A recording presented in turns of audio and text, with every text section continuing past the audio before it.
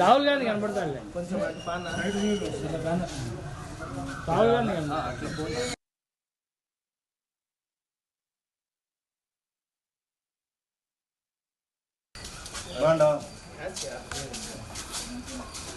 ఇట్లా ఇట్లా ఇట్లా చూడండి సార్.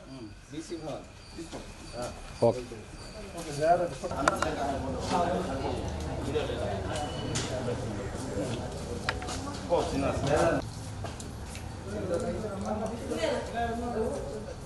बेटा बैठ जा बेटा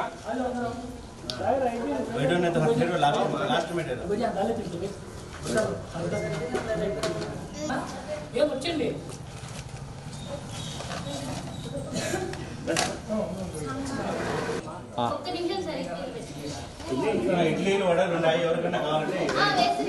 ఈరోజు మా యువ నాయకుడు నిజమైన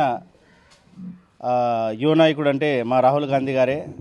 ఆయన జన్మదినాన్ని పురస్కరించుకొని ఇక్కడ మతి స్థిమితం లేని మెంటల్లీ హ్యాండిక్యాప్డ్ ఏదైతే హాస్టల్ ఉందో ఇక్కడ మరియు హాస్టల్ మరియు స్కూల్ నడుస్తుంది ఇక్కడ అల్షిఫా పేరుతో ఓల్డ్ రిమ్స్లో అక్కడ రావడం జరిగింది.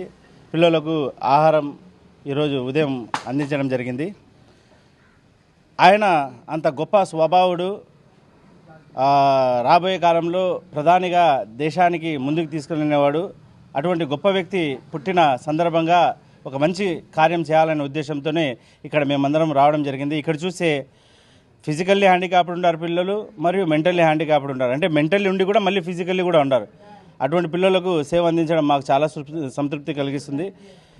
అదేవిధంగా నేను ఇంతకుముందు కూడా చెప్పినాను, ఈరోజు కూడా చెప్తున్నాను, ఎవరైతే యువత ఉందో యువతతో రాహుల్ గాంధీ ఉన్నారు. రాహుల్ గాంధీ యువతను చాలా వాళ్ళ మీద దేశం వాళ్ళ ద్వారానే ముందుకు తీసుకెళ్ళాలి అనే ఉద్దేశంతో ఇక్కడ యువత కోసం పోరాడుతున్నారు. వాళ్ళ ఎగ్జామ్స్ లీక్ కావడం చాలా బాధాకరమని దానికోసం ధర్నా చేసినారు, ఆందోళన చేసినారు. అదేవిధంగా వాళ్లకు ఉద్యోగాలు దొరకపోవడము అది చాలా దేశ ప్రగతికి తూట్లు పడే విధంగా ఉంది. కాబట్టి దేశ ప్రగతి కావాలంటే యువతకు మంచి ఉద్యోగ మరియు స్వయంగా ముందుకెళ్లే విధంగా వాళ్లకు ఏదైనా వనరులు ఏర్పాటు చేయాలనేదే రాహుల్ గాంధీ గారి విషయం. కాబట్టి కడపలో ఉండే యువత అంతా ఈరోజు కాంగ్రెస్తో కలిసి రావాల్సిన అవసరం ఉంది. అదేవిధంగా సార్ ఏదైతే జరుగుతుందో ఎస్ఐఆర్ దానికి కూడా రాహుల్ గాంధీ గారు ఓట్లు పోకుండా యువత ముందుకు వచ్చి కాంగ్రెస్ పార్టీతో కలిసి పనిచేయాలని పిలుపునిస్తున్నారు. ఎందుకంటే ఏదైతే పార్టీలు ఉన్నాయో బీజేపీ కానీ బీజేపీతో ఉండే పార్టీలు వైసీపీ కానీ టీడీపీ కానీ ఇవి ఓటుదారులకు ఓట్లు లేకుండా చేయడం వీళ్ళ స్వభావం. కాబట్టి దాని నుంచి బయటికి రావాలా. రాబోయే కాలంలో అన్ని విధాల రాహుల్ గాంధీ గారు మనకు తోడుగా ఉండరు యువతకని మరీ తెలుపుకుంటూ జై హింద్, జై కాంగ్రెస్.